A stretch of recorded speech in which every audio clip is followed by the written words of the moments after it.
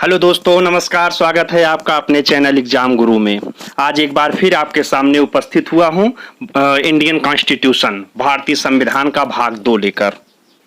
भारतीय संविधान एक भाग हो चुका है और दूसरा पार्ट आज लेकर मैं आप लोगों के सामने आ गया हूं। 20 नेक्स्ट प्रश्न और वेरी इंपॉर्टेंट प्रश्न, सारे प्रश्न सेलेक्टिव लिए गए हैं। अब आज 21 से लेकर 40 तक हम देखेंगे। निरंतर आपकी ये श्रृंखला चलती रहेगी और बहुत जल्द ही मैं आपके लिए इन्वायरमेंट लाने वाला हूं, जो कि इन्वायरमेंट सभी महत्वपूर्ण प्रश्न होंगे और सभी परीक्षाओं के लिए बहुत महत्वपूर्ण है वो प्रश्न। और उसके बाद खास करके तो टेट और सी टेट, सुपर टेट के लिए, ओ टेट चाहे यूपी का हो, बिहार का हो, हरियाणा का हो, कहीं का टेट हो, सभी के लिए बहुत कारगर साबित होंगे। अब 21 से आज हम लोग देखेंगे दोस्तों। आइए आप लोग 21 से देखिए प्रश्न नंबर 21। भारतीय संविधान के सभी समितियों में सबसे महत्वपूर्ण समिति, काफी समिति बनाई गई थी, तो सबसे महत्वपूर्ण समिति कौन थी? तो सबसे महत्वपूर्ण समिति ये प्रारूप समिति, जो प्रारूप समिति था सबसे महत्वपूर्ण समिति है। और इसका जो अध्यक्ष थे प्रारूप समिति के, तो डॉक्टर भीमराव अंबेडकर जी थे प्रारूप समिति के अध्यक्ष। अगर पूछ ले किसमें कुल कितने सदस्य थे, तो कुल इसमें 7 सदस्य थे। कितने सदस्य? 7 सदस्य थे। इसी प्रकार अगर और सारी समितियां थी, प्रांतीय समिति वल्लभ भाई पटेल अध्यक्ष थे, संघ समिति जवाहरलाल नेहरू जी थे, संचालन समिति राजेंद्र प्रसाद जी थे। ऐसे बहुत सारी समितियां थी, लेकिन जो दो एक इंपॉर्टेंट थी हम आपको बता दे रहा हूं। नेक्स्ट प्रश्न 22। संविधान सभा में किस दिन भारतीय संविधान को पहली बार पढ़ा गया? तो ये पढ़ा गया है 4 नवंबर 1948 को। कब पढ़ा गया है? 4 नवंबर 1948। ठीक, देखते जाइए सेलेक्टिव प्रश्न। नेक्स्ट, किसे भारतीय संविधान का पिता कहा जाता है? भारतीय संविधान का पिता, तो ये देखिए भारतीय संविधान का पिता हमारे भीमराव अंबेडकर जी को कहा जाता है। डॉक्टर भीमराव अंबेडकर भारतीय संविधान के पिता कहे जाते हैं। नेक्स्ट प्रश्न, स्वतंत्र भारत के प्रथम वित्त मंत्री कौन थे? स्वतंत्र भारत के प्रथम वित्त मंत्री बहुत बार पेपर में पूछता है, तो ये थे आर.के. खड़मुखम शेट्टी। ये शेट्टी जी स्वतंत्र भारत के पहले वित्त मंत्री थे। अगर आपको एक दो इंपॉर्टेंट और पूछ ले मंत्रियों में, तो उसको भी आप याद रखिएगा। जैसे ये वित्त मंत्री हो गए। अगर शिक्षा मंत्री पूछ ले तो अबुल कलाम आजाद। कौन? अबुल कलाम आजाद शिक्षा मंत्री थे। नेक्स्ट प्रश्न, संविधान सभा द्वारा किस वर्ष राष्ट्रीय ध्वज को अपनाया गया? किस वर्ष राष्ट्रीय ध्वज को अपनाया गया? तो ये देखिए 22 जुलाई 1947। 22 जुलाई 1947 को भारतीय संविधान में राष्ट्रीय ध्वज अपनाया गया।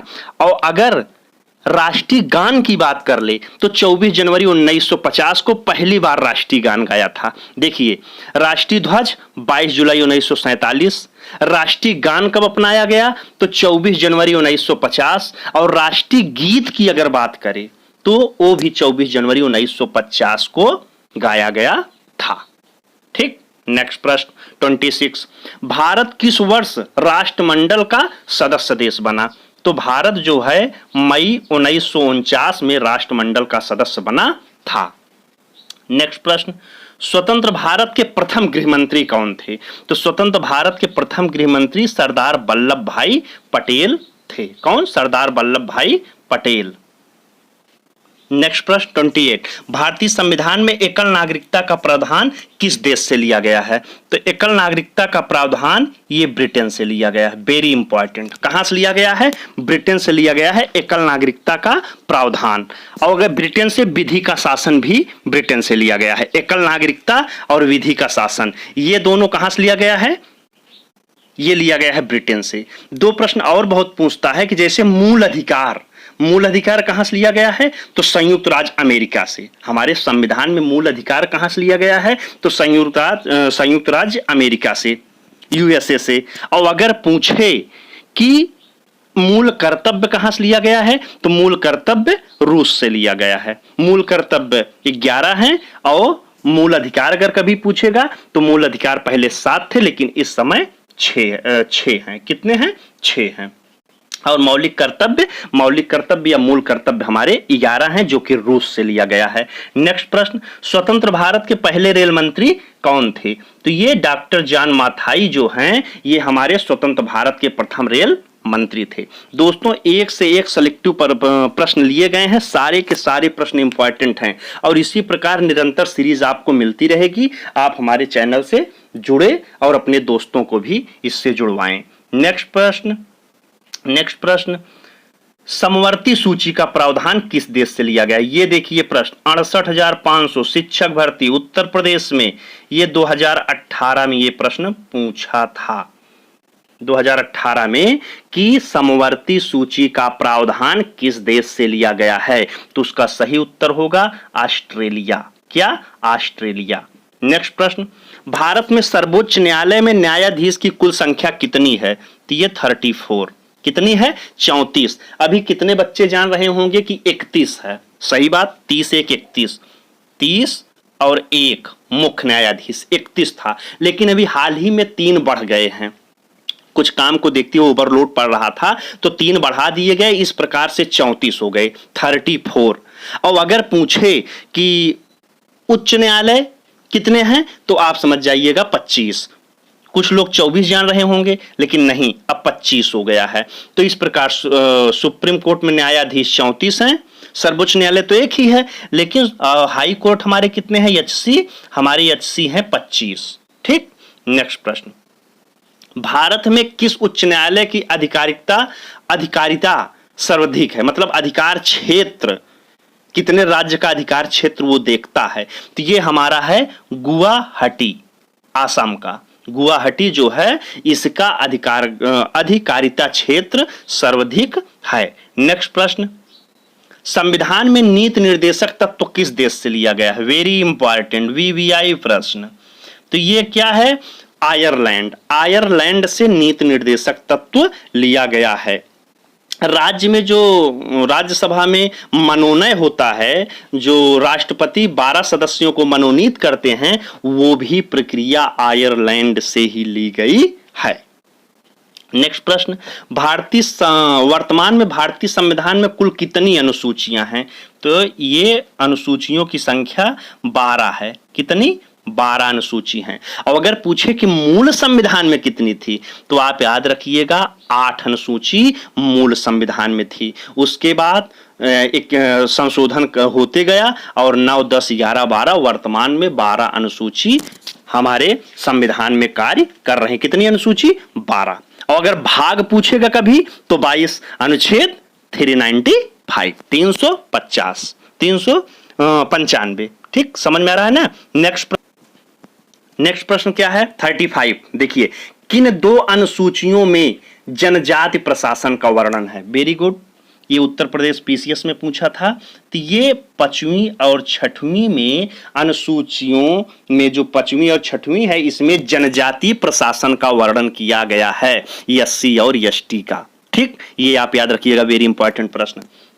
वैसे तो सारे प्रश्न बहुत ही इंपॉर्टेंट लिए गए हैं। नेक्स्ट प्रश्न, पंचायती राज व्यवस्था किस संविधान संशोधन द्वारा जोड़ा गया है? वेरी इंपॉर्टेंट, शिक्षक भर्ती 69,000 में ये प्रश्न पूछा गया था। तो ये हमारा 73वें संविधान संशोधन में पंचायती राज व्यवस्था संशोधन करके लिया गया है। 73वें संविधान संशोधन। कौन सा? 73वें संविधान संशोधन। 36 प्रश्न था हमारा। अब आइए नेक्स्ट प्रश्न। और जो 74 था, ये देखिए, पंचायती राज ग्रामीण से संबंध, अगर पूछे ग्रामीण तो बताएंगे 73वें संविधान संशोधन, लेकिन शहरी नगर प्रशासन अगर करेगा, नगर पालिका, तो ये आप 74वें संविधान संशोधन। कौन सा? 74वें संविधान संशोधन। नेक्स्ट प्रश्न, भारतीय संविधान में प्रस्तावना का प्रारंभ कब से हुआ? तो ये प्रस्तावना का प्रारंभ 26 नवंबर 1949 को प्रस्तावना का प्रारंभ हुआ। प्रस्तावना हमारा क्या है? प्रस्तावना का प्रारंभ होता है हम भारत के लोग, तो ये हमारा प्रस्तावना है। और एक चीज, 26 नवंबर 1949 और भारतीय संविधान को अंगीकृत भी किया गया था 26 नवंबर 1949 को। तो ये दोनों फैक्ट याद रखना है। प्रस्तावना का प्रारंभ 26 नवंबर 49, भारतीय संविधान कब अंगीकृत किया गया? 26 नवंबर 1949। लेकिन पूर्णतः लागू कब हुआ? तो 26 जनवरी 1950। नेक्स्ट प्रश्न, स्वतंत्र भारत के प्रथम शिक्षा मंत्री, जो कि पहले ही हम बता चुके, डॉक्टर अबुल कलाम आजाद जो थे स्वतंत्र भारत के प्रथम शिक्षा मंत्री थे। नेक्स्ट प्रश्न, प्रस्ताव उद्देशिका, प्रस्ताव या उद्देशिका को परिचय पत्र, क्या परिचय पत्र की संज्ञा किसने दी? तो ये दिए हैं N.A. पालकीवाला। कौन? N.A. पालकीवाला दिए हैं क्या? उद्देशिका, जिसे प्रस्तावना कहते हैं, को परिचय पत्र की संज्ञा। नेक्स्ट प्रश्न और आज के वीडियो का दोस्तों लास्ट प्रश्न, भारतीय संविधान की आत्मा, वेरी वेरी वेरी इंपॉर्टेंट, भारतीय संविधान की आत्मा या कुंजी किसे कहा जाता है? तो यहां देखो काफी लोग बहुत कंफ्यूज रहते हैं, लेकिन मैं सारा कंफ्यूजन दूर करता हूं कि भारतीय संविधान, कुछ लोग जानते हैं कि प्रस्तावना और उद्देशिका को भी कहते हैं, सही बात, प्रस्तावना उद्देशिका को आत्मा या कुंजी कहते हैं। और कहीं कहीं पूछता है कि दिया रहता है अनुच्छेद 32, क्या अनुच्छेद 32 को भी कहा जाता है भारतीय संविधान की आत्मा? संवैधानिक उपचारों का अधिकार है ना 32, तो इसको भी कहा जाता है। तो बताओ किसे हम माने? तो आप देखिए, एक फैक्ट याद रखिएगा, एक पॉइंट याद रखिएगा कि जब कहेगा ऐसे अमूमन कि भारतीय संविधान की आत्मा या कुंजी किसे कहा जाता है, तो आप तुरंत करेंगे प्रस्तावना या उद्देशिका, उत्तर सही मारेंगे, ठीक। लेकिन अगर कहता है कि डॉक्टर भीमराव अंबेडकर ने किसे भारतीय संविधान की आत्मा की संज्ञा दी? कौन? भीमराव अंबेडकर, तब आप अनुच्छेद 32 को मारेंगे। या फिर अगर दिया है संवैधानिक उपचारों का अधिकार, तब उसे ट्रिक करेंगे। तो ये एक ही बात है, अनुच्छेद 32 जो है उसी में दिया गया है संवैधानिक उपचारों का अधिकार। तो ये क्या है? यह है भारतीय संविधान की आत्मा 32, लेकिन इसे भीमराव अंबेडकर जी ने कहा है।